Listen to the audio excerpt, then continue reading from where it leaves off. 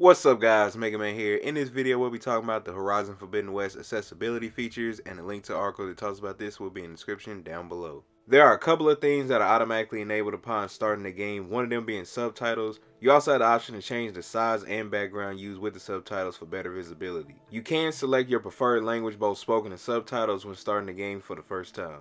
In the game menu, you can find the notebook, an expansive encyclopedia containing useful information about characters, machines, and data points found in the world. They wanted to ensure that any help can easily be found while you're playing, should you need any guidance, so they added a separate tutorial section to study up on the game mechanics or controls. When it comes to the difficulty settings in the game, they understand that every player wants their own type of challenge in Forbidden West, so they have 5 difficulty settings that are tailored to give you the experience you prefer. From story mode, which eases the combat experience so you can focus on exploration and story, to very hard, which presents you with a tough, demanding combat experience and really testing your skills. This part right here sounds pretty cool. They're introducing a custom difficulty setting which allows you to adjust the damage levels that Aloy deals and receives to and from enemies, giving more flexibility in adjusting combat difficulty. Horizon Forbidden West has a focus on hunting machines, then detaching and looting their resources to craft ammo and upgrade equipment. Many of these resources can be destroyed if not detached before the machine is eliminated. This can be challenging, so they have introduced an easy loot system. Turning the easy loot option on means that any resource components that are still attached when eliminating the machine are added to its loot inventory. This lessens the need to detach those components during combat. This system is the default for story and easy difficulties, as well as an option in custom mode. For the controls, Horizon Forbidden West has a few presets including left-handed support, but they've also implemented fully remappable gameplay controls with guidance on any potential conflicts,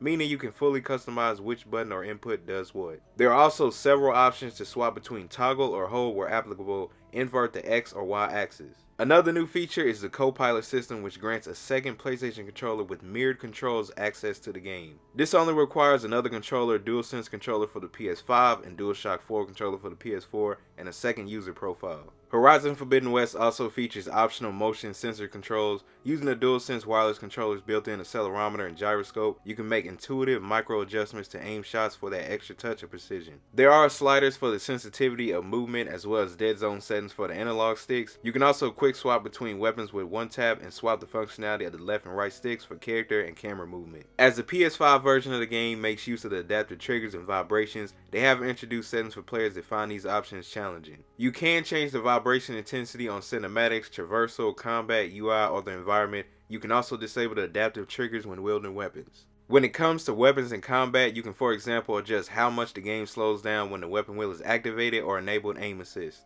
You can increase the duration of concentration, which temporarily slows down time when you aim your bow, or even set auto concentration if you have concentration left, which saves you from having to activate it yourself in tricky combat situations. Some other automatic settings to save you a button click are auto sprint, auto heal when below 50% health, and auto shield wing, which deploys when you fall from great heights once this ability is unlocked. Now you can't tell me that last one ain't helpful. We all had them moments in Horizon Zero Dawn where we might have fell off at some part of the game. There's also a setting called climbing annotations always on. This makes the available climb option easier to see without requiring the use of focus. They do say that some of the auto settings only work in story, easy, and custom difficulty modes. Horizon Forbidden West spans across a huge area, so they have implemented some guidance tools to help you navigate this vast and vibrant world. You can choose if you want to explore the world with minimal guidance, or if you like to see markers to help you reach your quest destination. The same goes for waypoints, which are dynamically placed markers to help navigate. For longer travels, you can select Mount Follows Road, so your mount will navigate you to your goal with minimal player input. There are pop-up reminders on how to use abilities, weapons, or engage with certain enemies, which you can toggle on or off. If you boot up the game again after shutting down your system, there is a story so far screen that'll help you get back into the swing of things.